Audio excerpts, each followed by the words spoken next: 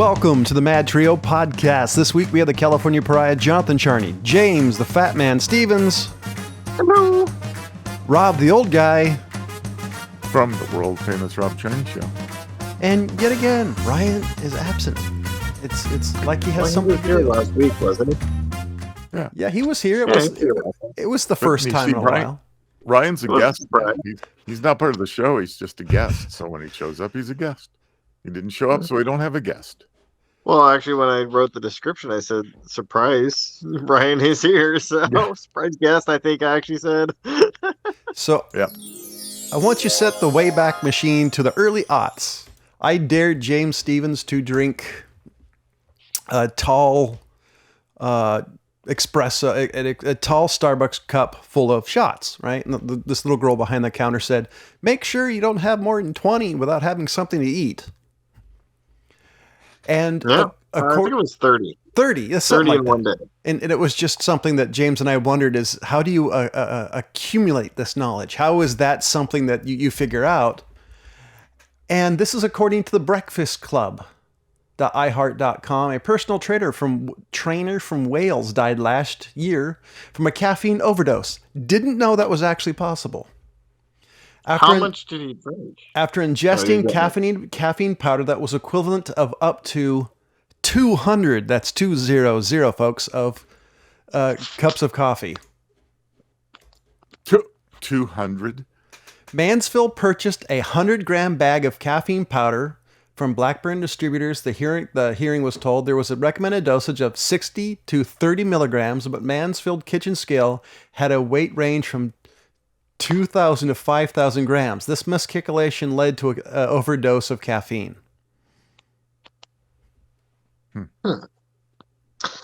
Well, I guess we know what an overdose of caffeine is now. Yeah. Mansfield had caffeine levels of 392 milligrams per liter of blood in the system at the time of his death. The average person would have 2 to 4 milligrams per liter after drinking 1 cup of coffee. So what country was this in? England. He was in England. Wales. So they're probably going to ban coffee now. You have to drink Yeah. tea. If you don't drink tea, you're going to go for that coffee. Look, it could kill you. We have to ban it. I Yeah. was just I shocked. mean, you got to stop the overdoses somehow, right? I mean, it's an epidemic. Obviously. I Earnest literally person didn't. we've ever heard of. Do you think his heart stopped? I mean, it's like, You Oh, know, it it exploded. probably beat really fast and then eventually stopped. You know, I mean, that's how you die, is your heart stops working. oh, really? I always wondered how that happened. Well, you know, the other thing Just is saying. his heart could beat so fast, could flutter, that you actually suffocate. You can't, your lungs and all of that won't work. So, Yeah, because of but I it, mean, your heart does stop beating, and that kind of makes the blood stop pumping, and you die. so that too. So, So, John, yes. do you know about the Seisho Psyche in the mountains of Nasu in Japan? Is it a dish? Is it something you have with rice? No, it's it imprisons Tamamo no Me, which is the chaotic fox demon, the nine-tailed fox. Oh, for those Naruto fans. Now, it was imprisoning that demon, but now it's cracked. It cracked this year. So now they're believing that the demon is loose. His name is Putin. Okay. And that's the interesting thing is this demon fox supposedly goes around and seduces men in power and causes them to go and kill a bunch of people. So must be in Russia, and it must have gone after Putin. That's hilarious. Well, according to legend, the legends say it first serviced in 1050 BCE and possessed Daji, which was a favored concubine of Zhao, the last king of the Shang dynasty. And he led a rebellion. There was a rebellion that ended his dynasty, and then from then went to, I think it was India, and cause that person to go around and decapitate 1,000 people personally. And Wow. it just goes around and causes chaos. So it's kind of fun that that's going on. I guess Putin is being seduced by a succubus. Well, So yeah, gotta be an just answer keep somehow. better. So, yeah. There you go. So there's a house in Bel Air that's 105,000 square feet called The One. Will be going to auction in February and is currently listed at 295 million. It's Is sold. that the one that it was recently built in the past 5 years, I think, or 10 years? Something like Yeah, it's that. fairly new. So it hasn't has been completely finished as far as all that goes, and it went into bankruptcy, and then they tried to sell it again, and they couldn't get any takers for the amount of money they wanted, and it was just recently sold in auction. I think it was 127 million dollars. Something And like now it's what, John? How much is it going So for? according to this, it was listed for 295 million before it apparently went up for auction, but it has a total of 21 bedrooms, 49 bathrooms.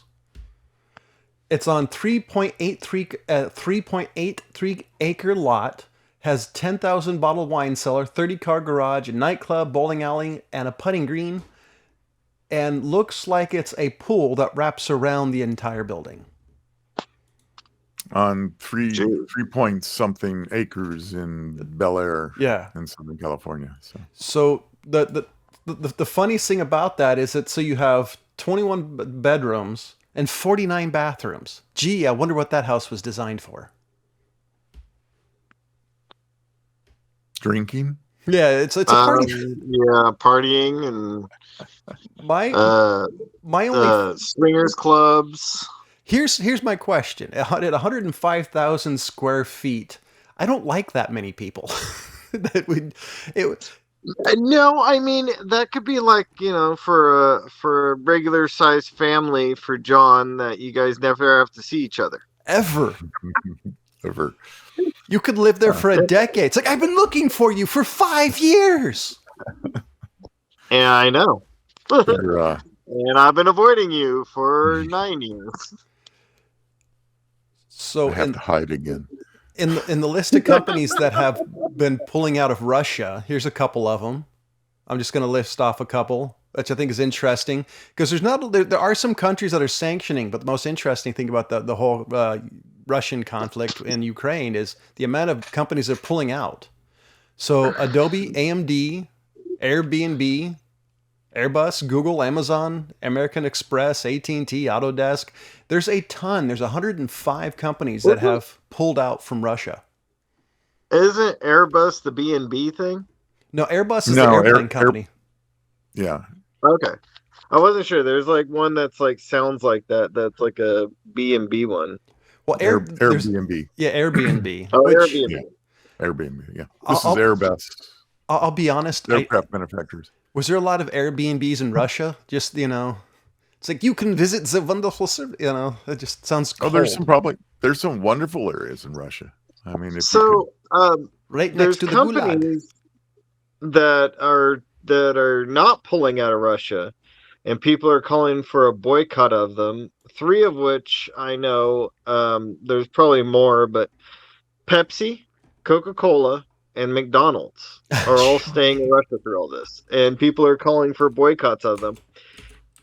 Does it count if I've already been boycotting them for quite a few decades? No, it doesn't. Okay. Sorry. I was just wondering because I you're really gonna don't have to drink Coke. double down now, James. You don't. Not really a fan of Pepsi, and McDonald's is shit.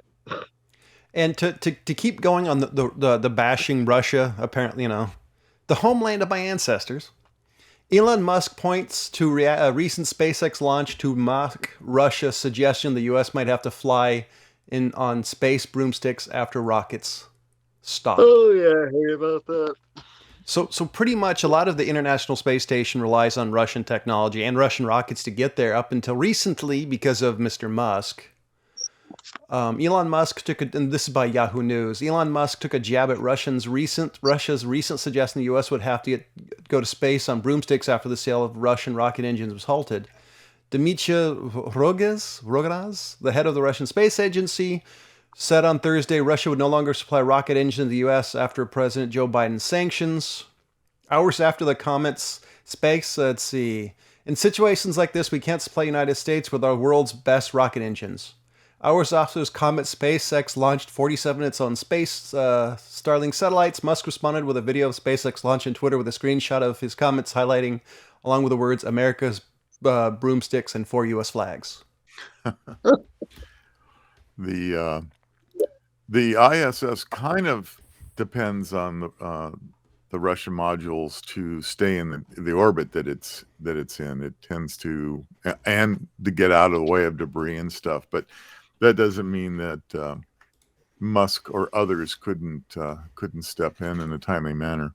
I know Musk has made Europe uncomfortable from things I've read about, because Musk has single-handedly almost re-engaged the space race.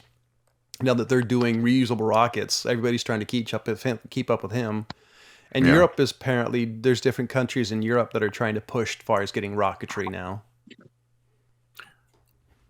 Yeah, there've been a number of other. France has been doing it, and so a few other countries are all involved with it as well. So I mean, it's good. I mean, I'm very happy that Musk stood up and took care of things as far as that goes with the rocket situation. It's a little sad in some degree that we being the country of the United States kind of backed away from that a little bit and say, we'll let the private industry take that over.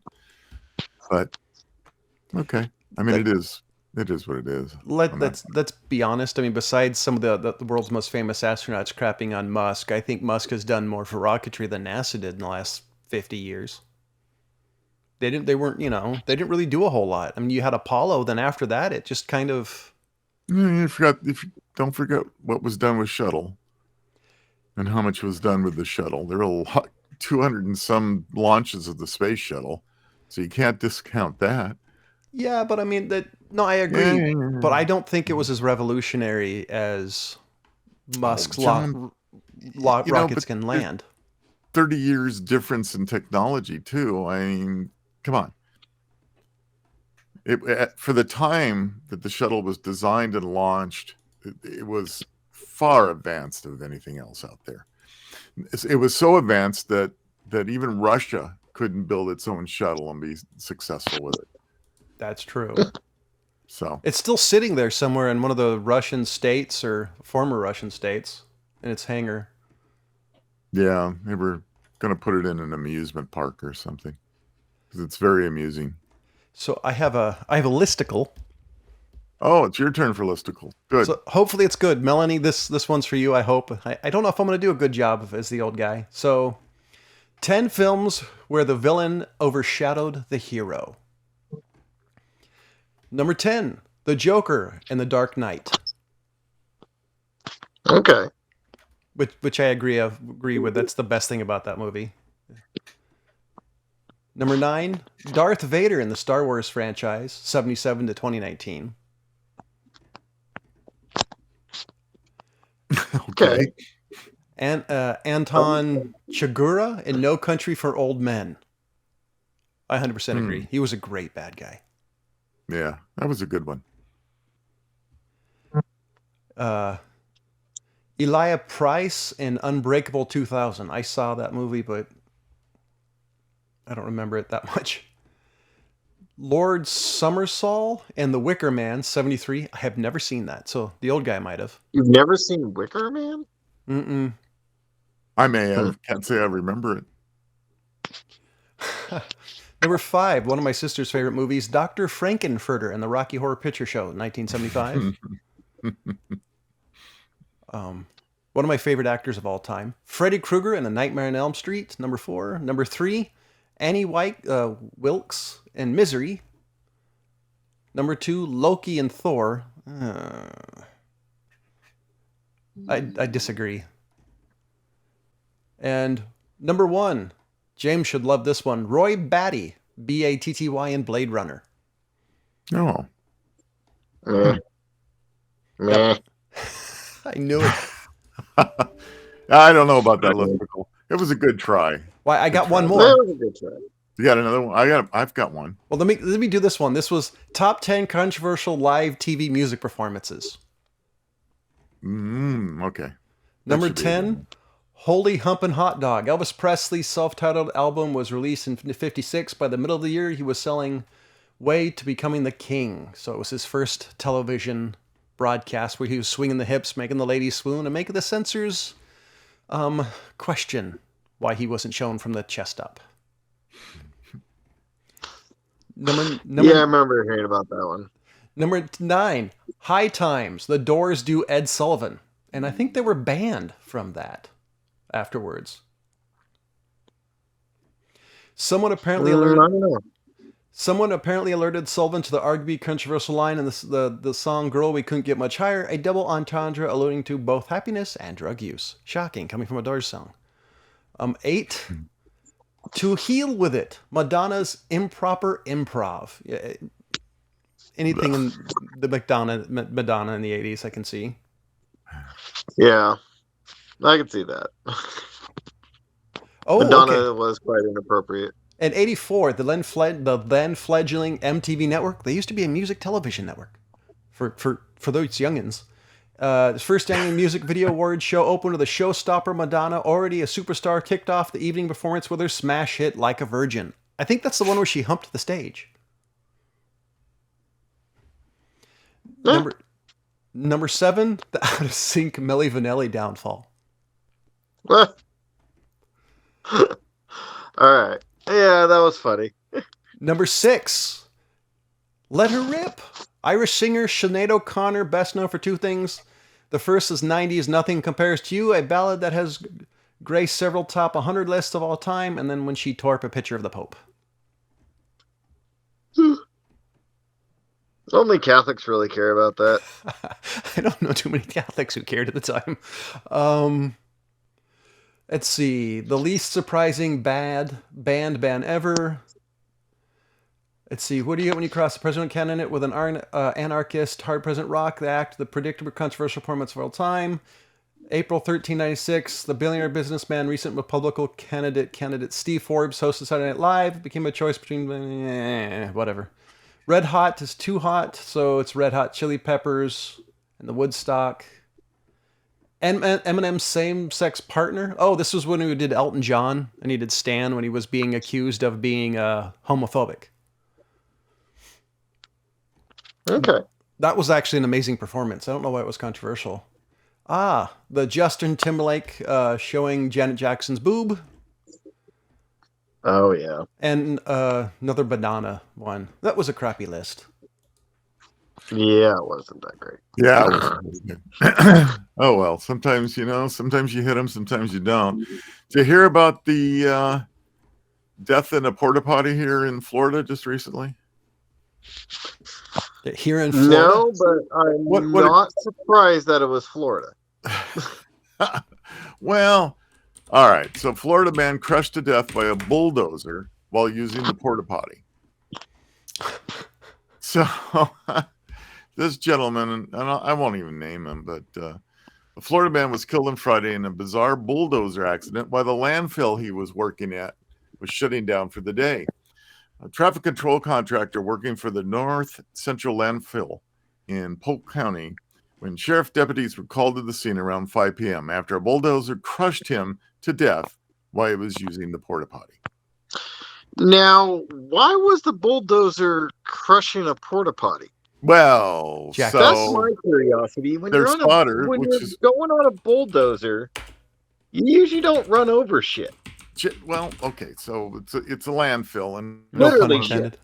this is one of these great big bulldozers. A very very large thing, not something that you see around here scraping dirt. No, this is one of those great big ones, and it needs a spotter to make sure that it doesn't run over things. Well, who was the spotter? The guy in the porta potty. So it was the end of the day. They were parking their equipment. The bulldozer was going over to apparently where it he thought he was the driver of the bulldozer, thought he normally parked the bulldozer, and unfortunately ran right over the porta potty, and the gentleman was inside it. Alrighty, well, he should not. Yeah, that was a bad spotter. It's kind of hard to spot for a bulldozer when you're taking your break to go to the bathroom. Well, you think he would have told the bulldozer, the driver, saying, "Hey, Bob, I'm gonna go offload. Will you just park it for a bit?" But the thing is why was the porta potty in the line of the bulldozer? Good question, huh? Well, I'm just saying, there's a lot. I don't have the answer for that. I mean, that is definitely a good question. I don't know. It's obviously a very large landfill, and maybe they spot these porta potties around in different areas. And so now, we all know that Japan has some bizarre foods, right? I mean, they kind of, and I don't just mean the things that they usually eat, but when they get like fast food chains, they have things that we usually don't have on their menu. Right. So Japan has an extra large, 40-centimeter pizza with 34 toppings. They sell it for about $24. Jeez. So what are the toppings? Well, that's I'm gonna list off for you. Here's all 34 of them: garlic, jalapenos, bocconini, which is a mozzarella that is in those little small balls. So there's like different big grades of mozzarella, and it's one of the smaller ones.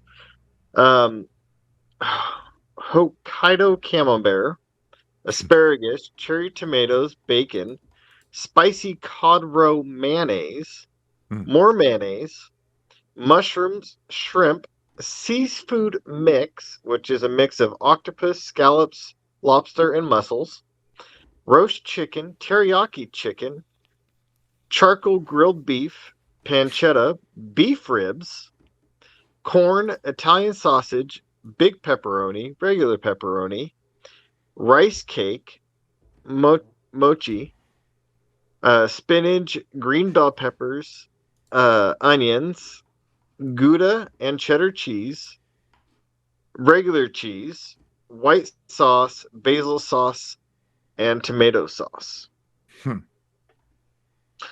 Yeah, it's about $24. That's a good deal. How thick is this? A good deal. That's a good deal. How thick is this pizza? Is this just like a deep dish, or is this like the European thin crust? I don't have the actual dimensions of the pizza, and it's 40 centimeters, which is it's a large pizza. But I wonder if we could order one to go. Well, yeah, ship it over to the States. Now, so there was a pizza I remember getting that it had a lot of toppings on it. It was from Pizza Guys, and I ordered it. It showed up, and I usually got it in large, but this time I got it in medium, and the middle wasn't cooked. So I called them, told them about it, and they actually gave me a free one that they made sure it was cooked. But the thing was that I don't think they really thought about the toppings ratio, because they only put it in a timed oven for a certain amount of time. Then they pull it out and send it on its way. They don't really always check to make sure it's cooked, because the time and the heat of the oven, they don't really sit there and make sure shit's cooked. They just go by what the ratios that they have worked out already. So that's what I'm kind of curious about. With that many toppings, you got to make sure that shit's cooked. So that's my curiosity. Is it going to be cooked? And how are you going to negotiate a slice of that into your mouth with all that crap on it? You're going to have to eat it with a knife and fork like a European person. That's what I was wondering, if it's thin crust, because it's going to get all over whatever you're wearing. It sounds interesting. There's a few things on it I'm not really sure I want to have on a pizza, though. Agreed. Mochi was a funny thing to throw in on a pizza. Yeah, like that. I don't know if I would really be okay with that. What type of mochi? Oh, it didn't say. He just It said just mochi. says rice cake. Just didn't really go into it, but it says mochi. So I'd be curious on the type. yeah, but Green tea. most of it kind of sounds okay. I don't know if I want corn on there. No. Yeah. But and the mayonnaise. Why are we putting mayonnaise on a pizza? Oh no. Yeah, that's I mean, kind of Why are they guys putting would half have the ideas. stuff? Because they can. I don't know. Maybe Japanese people really like a lot of mayonnaise. So they have something similar with Caucasians, minus this Caucasian. I can't stand the that comes when you eat too much I mayonnaise. like mayonnaise. I like a schmear. That's about as much as I like. A schmear. A schmear. Schmear. So, have you ever gone to the movies and wondered why this particular movie is more expensive than the rest? This may be the future. AMC is charging more for the Batman tickets as it tests out a new pricing model. This is from CNBC.com from March 1st. On Tuesday, the company's CEO, Adam Aron, said the movie theater chain was testing out variable pricing in the U.S. That means new releases could cost more than other films playing in the theater at the same time. It's unclear how much more the tickets will cost for new movies. AMC did not immediately respond to CNBC's request for comments. So now this is not necessarily a new concept in the United States because we always had those dollar theaters where they would play movies from years ago on the big screen. Now, if they've all been released within the same month, and you have a new movie that came out this week, but you have a movie that came out last week and there's a price change, I think I would have an issue with that. So the way the other articles I've read, it talks about that all the other movies would be the standard price, but the new releases would be a percentage more. Like, no, I wouldn't be okay with that. So this is my favorite part of Aaron, the CEO, said AMC has been a bold thinker in quotation marks when it comes to cinema ticket pricing, and it will take a risk trying this new pricing concept. So how much more did it say? How much more per ticket? They haven't released anything, and I haven't seen any actual numbers. I've heard people guess Just online. say a percentage? I'm guessing that because the things I've read online, people have said $5-10, and I've seen people say anything between 5 to 30% more. So it's pick your price. It's going to be distinguishable probably because they want to make more money, especially now that with COVID and people realize that seeing movies at home in some instances is better, even though I still prefer the experience of a movie theater. I really don't think I would be that okay with this concept because it really depends on how much more. Like $1 or $2 more is negligible, honestly. But if it's like $5 to $10 more, or 5 and up, I think I would have a problem with $5 and up. Yeah, I agree. I think the tickets are already expensive as it is, and now you're going to go up. I would be inclined not to be in a hurry to see the movie. So here's something from The Verge .com. It's relatively common to see UK-based AMC subsidiary Odeon, Odeon, charge more to sit in premier seats in the middle of the cinema. I've checked prices at my local Odeon Theatre in South London, where the premium seating costs $9.50. That's $12.65 compared to $7.50, which is $10 for regular seats. So comparative, to sit in the middle, it's $2.65. It's $2.65 more to sit in the middle. What? Yeah. So the Okay. premier seats, which is it's $2, and it's I don't know. I don't like this. I never cared about really where I sat in the theater. The theater in the old theater in Folsom, the one down by the outlets, Right. they used to have this little seating that was kind of snuck into the wall. And it was all the way in the back, and I used to like sitting there until one day I was there and I kind of realized that there was a guy back there with what looked like a prostitute, and then I'm like, I don't want to sit back there anymore. Were you there with me that day, John? I think that's happened a number of times because I remember a few times that we went back there and you just said let's go. It's like, what do you see? It's like, I'm not just let's go. Yeah, I think.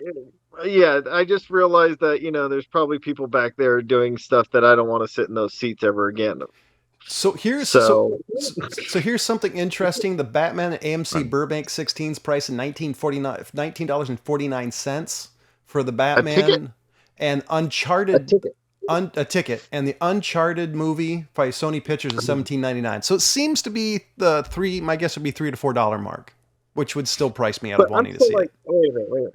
Has it been that long since I've been in the movie theater where they were like almost $20 a ticket? Yeah, it's been a while. It's been at least 5 years for me. I know it's been for me. I mean, we went last month sometime, and I don't even remember what we saw. But anyway, it was $15 a ticket, which I thought was pretty expensive. But this one was in Burbank, though, so I'm assuming that L.A., Los Angeles may be more depending on where it's located. Yeah, but that's a ridiculous amount. Jeez. Well, why do you think people are streaming more movies and staying home and making their own popcorn instead of paying the outrageous price for popcorn at the movie theaters? I have not seen a theater movie. The last time I went to see a movie in theaters was with my son, and I think it was Sonic the Hedgehog. That was the last time I went to the theater, and we went during matinee. Because, I look at it as if I have a little kid, I'm going to go for matinee. Because you're less likely to have people that are there to actually pay attention to the film. Right. And, you can let your kid kind of do his little thing if he needs to get up and move around a little bit because it's not a packed house. But I don't remember the last theater movie I saw. It was under $20 for both of our tickets, but that was matinee. So yeah. Still, I mean, that's just so much money. And you know what? If they can get it, good on them. But I would think that there is a point where people are just going, that's just too much, and I'm not going to go. So this is where I become the old guy again. Can I just? I'll pay $20 to see old movies like My Darling Clementine. Like with Henry Fonda. Never mind the new movies, since new movie sucks. Even though the Uncharted movie looks interesting, I'm not interested in the new Batman, especially after what I've read about it. I've heard it's more of a detective style. So, yeah. The comments I've heard about it is, the Batman, we need it. It's like, no, you don't need a Batman. And come on, there's plenty of other good Batman movies. Even one of the Joel Schumachers are okay. That's not pretend, Yeah, I just, I'm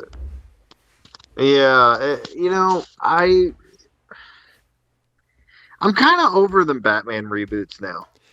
Yeah. How often can you watch Batman Year One over and over again? Yeah, that's kind of where I'm at on it.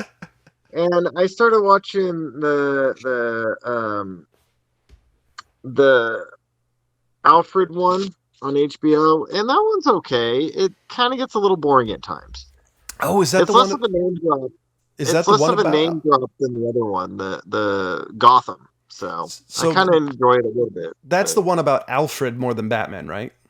Yes, that's the one about Alfred's story. Yeah, I want to check that one out. Yeah, it was good. I've seen it. I enjoyed it. So, ladies and gentlemen, are you bored, tired of the high prices of the movies? I got the perfect thing for you. Check out our sponsor, Audacity. That's Oddassity. That's Audacity, where dignity is overrated. Make sure you use Madtrio, all caps, all one word, for 10% off your final order and all purchases through Audacity's website. And Audacity's the cure for boredom. And remember, if you want a little bit more fun, throw a little adult liquids in there. Some fun. Have a party. And make sure you tell them the Madtrio sent you. You should not use that term again. I couldn't resist. It made me laugh. You should have. At the end, you definitely should have resisted. And at the end, if it makes me laugh, then I'm good with it. Let's be honest. Okay. Hey. So, Rob, I do have a list. It seems like it's the list one for us. Yay! Melanie, Okay. Melanie, this episode's for you. Yeah, it's a So, mine is a little bit more, a lot different than John's. Gosh, I hope it is the same as mine. But go ahead. I hope I it doubt is. it's the same as yours. I hope. I But got one I pretty would be strange. surprised if it was. So it's British sandwiches. Okay, no. Damn. It's not mine.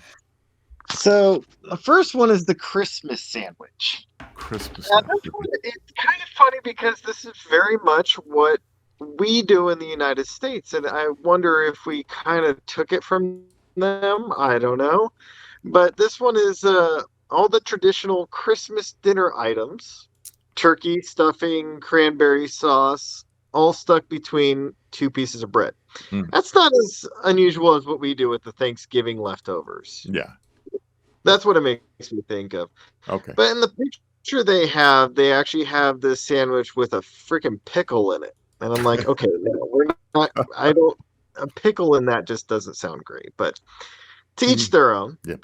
And this one's not too different either, which is, I'm sure most of us have tried this one. It's a little bit different than what we do, or what I've done in the past, which is the banana sandwich. Mm-hmm. You just take a banana and throw it in between two slices of bread, maybe some sugar or honey on it, and that's how you do it. Yep. That's not too different. I've always done it with peanut butter. Yes, Yep. that's what I do. And I've done. sometimes I'll do a spread of honey on one side, peanut butter on the other, and the banana in between. So it's not too different. Right. This one, if you look at a lot of our fast food restaurants, they have this one too, which is the fish finger sandwich, which is Fish sticks. fish sticks in Right. between a hamburger bun.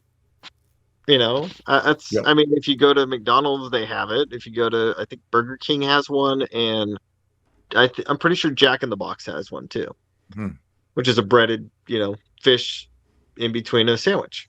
Right. Now this one is one that is weird, the pie sandwich. Pie. Okay. And it's exactly what you're thinking of. It's a pie wrapped in a crust in between sandwich bread. Okay. All right. Now this is a sweet pie, I'm assuming. No, it Or doesn't. a meat pie, or it could be savory either pie. one. Yeah, it's but generally what it is it's closer to like a pot pie. Okay. All right. So it's got the gravy in there and the This is what I want. A lot of gravy when I'm vegetables and biting some into meat. my sandwich, all over my face, my clothes. And yeah, okay, I like that. But yeah, I'm like, okay, that's weird. The other one is the chip buddy. Chip.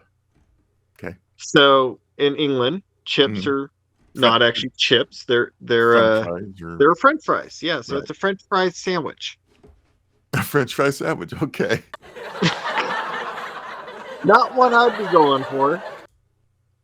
And a lot of kids have done this one, but they take this one to an extreme level of the crisp buddy. So it's the crisp, the potato chips in between bread. Most kids have done the kind of like you do like a sandwich with cheese and then you throw chips in it. Right. But no, they just do potato chips in between two slices of bread. Well, if you're desperate, I guess anything Oh works. no, we're getting a desperation on this one. The ketchup sandwich. The ketchup sandwich, of course. So you just take two slices of bread, literally throw a crap ton of ketchup on it, and just eat away. No, that's broke people food. That's Yeah, that's not British. That's poor people. No I mean, that's kidding. Yeah. that's all you have. I mean, come on. Matter of fact, I know people who that's what their mom made them and called it pizza. Now this is the real broke person one. The toast sandwich. The toast sandwich. So you take some toast, and then you put two pieces of non-toasted bread around it. Okay. Yeah. Now that's like, did England really go through a depression era? That's what it makes me think of. I don't know. Oh, Oh man, you Obviously not during the potato famine, because Oh yeah, well, I mean that would be. that's all the carbs that you're. So they have their sandwiches. there's a British documentary series by the BBC that's called Wartime Farm, and then they talk about the way some of these weird British foods come around is from World War II, when they had a lot of heavy duty restrictions on what you get. Like you could get like a couple of strips of bacon or like a pound of offal. And so that's the so you could get liver or a couple of things. So that was one of the things that said this odd food came from. Offal is not liver, John. Isn't that lard? It's the it's organs and stuff. Offal is so when you're looking at the body and you're talking about the intestines. So offal is the lower intestine. Mm. You usually make sausage out of the upper intestine, and that's the cleaner intestines. But you still have to wash them because there's not as much poop in it. Right. Offal is that lower intestine without all the poop cleaned out. Well, I guess let me rephrase it. It's all the organ meat. You could get a big basket of organ meat. Livers, kidneys. I'm assuming some offal for linings and stuff, and you could get that or a couple strips of bacon. And so that was where stuff I've read. It said that's probably where some of this weird British stuff came from. Was from then. Restaurants came from that too. From there. Yeah, so it's the entrails and internal organs of an animal. Yeah. So it's basically all of that stuff.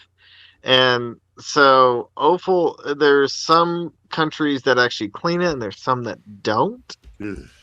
You really want to make sure it's clean. Yeah, I think. So is that like because some people don't bother cleaning it. So is that when you go to the bar and somebody asks for a dirty martini, it's like that? It's like, hey, I want a dirty offal? I think I'll take the olive juice over. Like, yeah, I think I'd go with that too. You don't want your secondary breakfast? No. So that brings up my listicle, though. It's a good segue for it because it's 8 reasons why you should pee in the shower. It cleans the offal. Come on, admit it. You've totally peed in the shower before. I've done it a few hundred times. Yeah, see, I knew it. Okay. It's not something that's that unusual, but it's not something you normally want to talk about at a dinner party. But it's they're looking for reasons for it, and so in the study they're going, they're talking about it, and they're going. There's an estimate that peeing in the shower, a program of peeing in the shower, will actually save water. And at one of the universities, they did a study on peeing in the shower, and they estimated that they could save over $230,000 a year in water costs simply by having their students pee in the shower. All right. No. So the same university also said that it's good for the environment because they're saying that with 15,000 students over a year, they could save enough water to fill an Olympic-sized swimming pool 26 times over. That's a lot of pee. That's my goodness. And of course, less paper usage. And that's for the women situation. Yeah, I was gonna say. The better.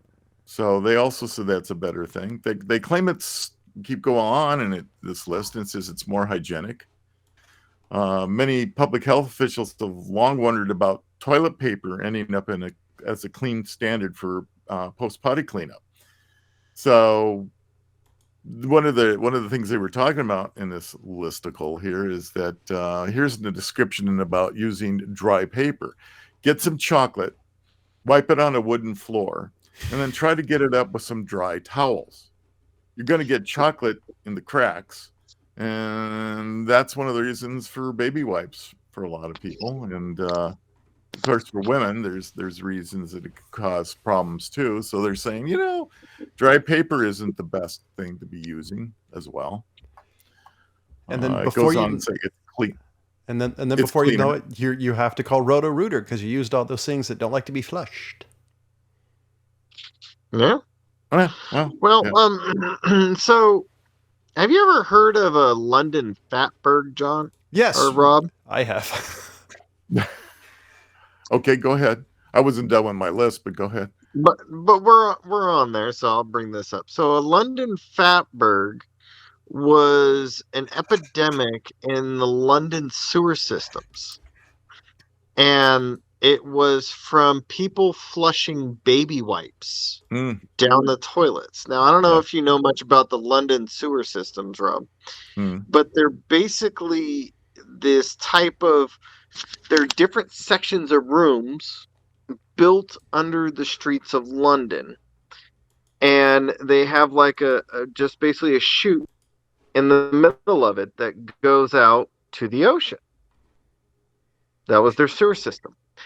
But they're huge cavernous rooms. And these baby wipes were basically getting stuck and clogged to the sides of these rooms, causing massive problems in these sewer systems.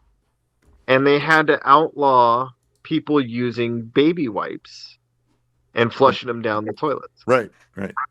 I know that So, London, in the last few years, because of all the rain they've been getting, and London's pretty wet anyway, but you add it on top of yeah. that, you add all the storm water and runoffs and everything else into their systems. I saw a Smithsonian show on the London sewer systems that talked about what you're talking about now too. And Yeah, it's pretty crazy. So yeah, those baby wipes are great, but you got to make sure that you get the ones that decompose. Even the Yeah, and biodegradable especially around, ones aren't so around here good. where everybody's on septic systems, they have to have some time to be able to break down. So it's Yeah. not the best thing to be using. Yeah, so you brought up baby wipes and it made me think of that for Yeah, you know, and that should be one of our want-to sponsors there. But Dude Wipes, yeah, and come on, Dude Wipes, you could have been mentioned right in the middle of the segment. You would have had a yeah. great segue in there. See, You're no, missing out. we need Tahoe Blue and we need Dude Wipes. That's right. That's right. You do a great intermix sponsor with Dude Wipes and Tahoe Blue. Have you had too much Tahoe Blue? Try Dude Wipes. So Rob, to finish continue this one, down there. it goes down a couple of things to finish this list here. It says it'll improve your aim. Okay. Well, it's hard to miss in a shower, but all right. If Yeah. that, Yeah. to go. That list says it's fun. I'm not so sure about that. It's but, fun? hey, it's I- fun. Unless you're 5. I'm not anything, quite sure if fun fits the description of using the restroom, period. I know, huh? And it's not as weird as you think, according to them. So, And it's not as weird as you think. According to it's some not as weird as you think. Reddit posts, it's a few reasons to break up from your relationship if said person pees in the shower. Oh, is that right? Yeah. Your call ends in 10 minutes. We've got 10 minutes to wrap this up, John. Bummer. All right. So, what's happening this Sunday? You guys know? Time change? It's time change, right? Time change. that next week? Daylight savings time. Yep, this Sunday. So let's see. Spring forward, right? So we must be changing the clocks to daylight savings time. We must be going forward on Sunday. Yeah. So we lose an hour of sleep for a day. An hour of sleep. Yeah. And I think So anyway, It's like so the worst time of the year. who's in charge of the time change? You guys know who administrates that in the country? John. I'll say the Secret Service. John, the Secret Service. Close. U.S. Department of Transportation. Oh. I would have never guessed that. Oh, or the Department of Interior. But when you think about it a little bit, you figure out why did we end up having time zones and all that? It had to do with the railroads, and the railroads have got us to be able to synchronize our time settings in the different time zones. And so when you think about it, trains, transportation, kind of makes sense, I guess. Yeah, I could see it making sense that way. Yeah, that's what they said about communism. There was one thing they were said about communism. I was reading it at first. It was a little strange to think about transportation. Then I started thinking about it. I went, oh, okay, it's not as weird as it sounded. They always said It's about still a pain in the ass. Yeah. Well, they said about communist Russia. It was a horrible thing, but the trains run on time. Because they had like 12 time zones. But it... It according to this article, the daylight savings time became a national standard in the U.S. in 1966 with the passage of the Uniform Time Act. States either have to change the clock at a specific time or stick with the standard time throughout the year. I know Arizona doesn't change, and Hawaii doesn't. I don't think. It's kind of weird. Why? California, I think, passed the law, but for some reason hasn't changed. You know, the former President Trump said any state, if I remember correctly, said any state that wants to do it, he's okay with, he would approve it or something like that. Not sure how that would meet. So, ladies and gentlemen, we are rounding this episode up as our particular app we're using is screaming at us, telling us, call is almost over. So do me a favor, check out Audacity's Oddassity. It's the game where dignity is overrated. Go to audacity.com.